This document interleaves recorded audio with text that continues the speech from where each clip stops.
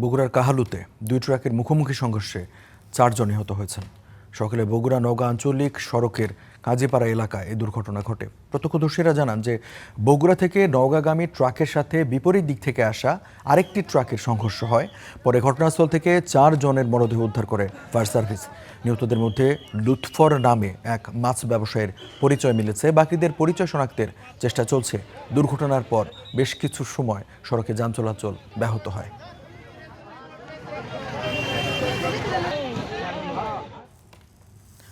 দর্শকের বিষয়ে আরো একটু বিস্তারিত জানতে চাইবো। আমাদের সহকর্মী আছেন সেখানে, জোসেফ হোসেন প্রতীকের কাছ থেকে জানতে চাইবো। প্রতীক, নিহত একজনের পরিচয় পাওয়া গেল, বাকিদের পরিচয় জানবার চেষ্টা বা প্রক্রিয়া কত দূর?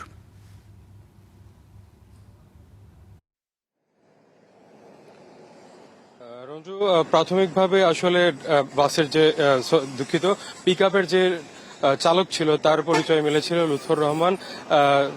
তারপরে কিছুক্ষণ আগে পুলিশ আমাদেরকে জানিয়েছে আরেকজন যে যাত্রী ছিল তরিকুল ইসলাম, তার পরিচয় কিন্তু পাওয়া গেছে এবং তারা দুইজনই ময়মনসিংহের বাসিন্দা। এবং আমরা এখানে পুলিশের সূত্রে এবং এখানে যারা স্থানীয়রা ছিলেন তাদের সূত্রে জানতে পেরেছি যে এই ট্রাকে, এই পিকআপে যারা যারা ছিলেন সবাই মাছ ব্যবসার সাথে জড়িত ছিলেন এবং তারা সকলেই ময়মনসিংহ থেকে এসেছিলেন আদমদীঘির উপজেলায় যে মাছের রেণু বিক্রি করতে। সেই রেণু বিক্রি করে কিন্তু রাতের বেলা এসেছিলেন এবং সকালবেলা তারা যাওয়ার পথে এই ওভারটেকিং করতে গিয়ে মূলত এই বড় যে ট্রাক, মালবাহী ট্রাক, সেই বড় মালবাহী ট্রাকের সাথে এই ছোট পিকআপটির দুর্ঘটনা হয় এবং স্পটেই 4 জন যারা পিকআপে ছিলেন তারা কিন্তু মারা যান। এবং এই ঘটনায় আসলে 4 জনের মরদেহ উদ্ধার করে ফায়ার সার্ভিস, পুলিশ এবং স্থানীয়রা উদ্ধার করে উপজেলা স্বাস্থ্য কমপ্লেক্সে নেওয়া হয়েছে এবং এই স্বাস্থ্য কমপ্লেক্সে নেয়ার পরে আসলে যারা নিহত হয়েছেন তাদের আত্মীয় স্বজনরা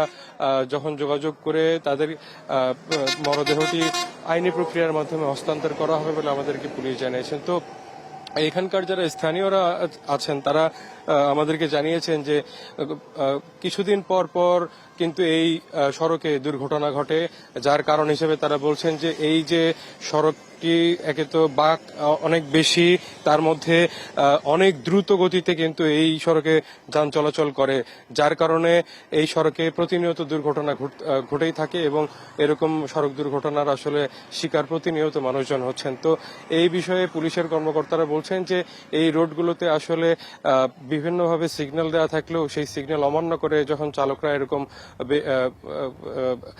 গাড়ি চালান সেই ক্ষেত্রে কিন্তু তখন দুর্ঘটনার শিকার হচ্ছেন। তো এই ছিল আমার কাছে বগুড়ার যে 4 জন নিহতের ঘটনায় তার সর্বশেষ।